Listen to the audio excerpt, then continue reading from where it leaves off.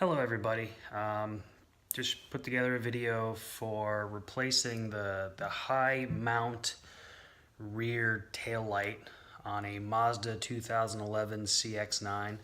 I Googled to my heart's content, couldn't find a lick of information after basically just taking this thing apart and finding a part number and finding a retailer that actually had it.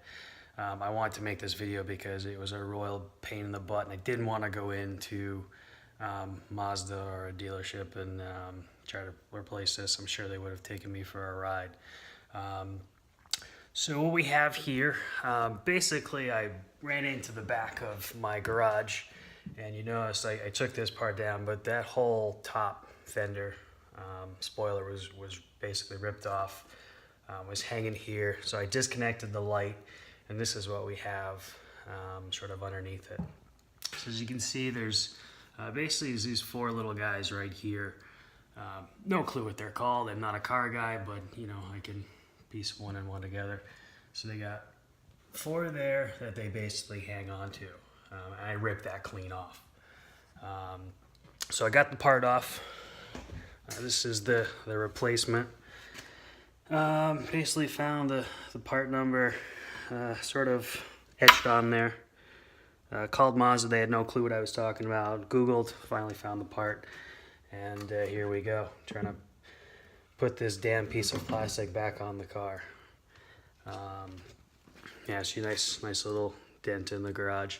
So here we go. So continuing on, this is obviously the inside of the rear door. This panel was up here, a piece of plastic, basically just pops right off. I'd say be a little careful because these, again, are just plastic clips. You don't want to break those and have to spend another $100 for a useless piece of plastic that you probably don't need.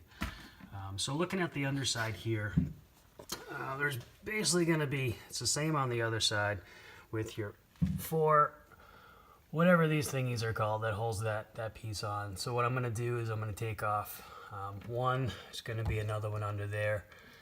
That's going to be fun to get off. And then the same on the other side. There's one in here, and then there's one behind this lovely piece of plastic.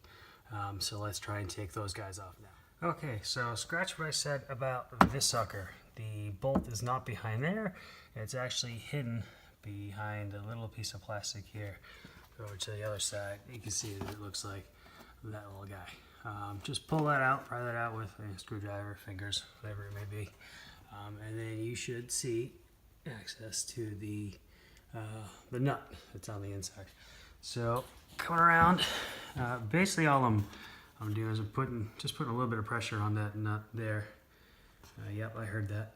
And then just lefty loosey, and after a couple seconds, things sort of loosens up, and then you can get some wiggle room. I'm going to leave this in because I think I can actually wedge the part right on top of that. Now I have to go through the pain of taking the whole thing out. So, all right, stay tuned. All right, continuing on. So I've removed all four of these guys from their little compartments here. We got one, we got two, three, and four. So what I'm going to do is I'm going to install those on the new piece and slot that right in. But before that, I just kind of want to show you what this piece sort of looked at when I ripped it off. With the garage ripped it off, it was not my fault. So as a piece of plastic here, this is the piece that actually broke on me. And you can see that the four basically sockets for those square bolts ripped clean off.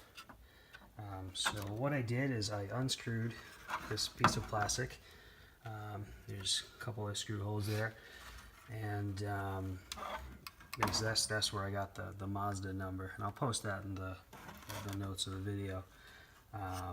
Inside that was the brake light itself. Basically just pulled that out once I disconnected it from you see the outside of the car there.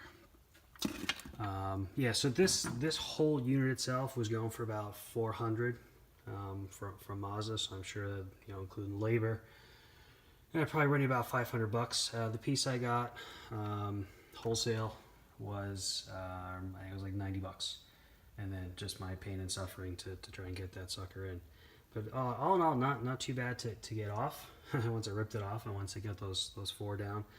So now what I'm going to do is I'm going to screw all this stuff together, and hopefully it all just fit nicely. Okay, so now we have this piece back together.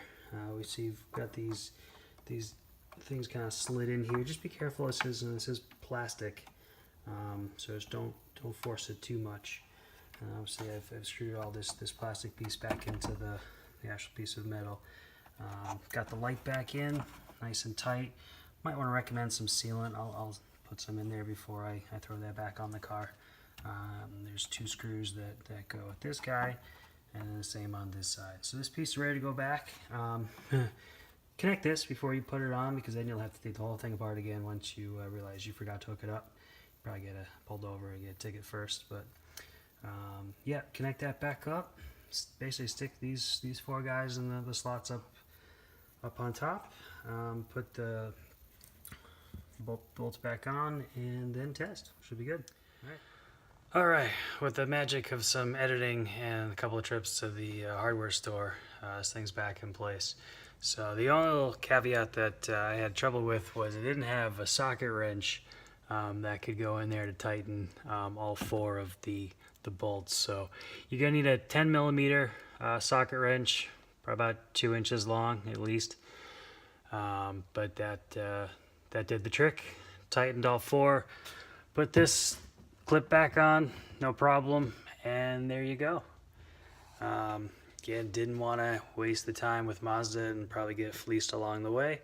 Hopefully this helps out someone, because I know it's a royal pain, especially when you destroy it backing up into your garage, which is another problem. I'm not doing that, but save that for the pros. All right, best of luck.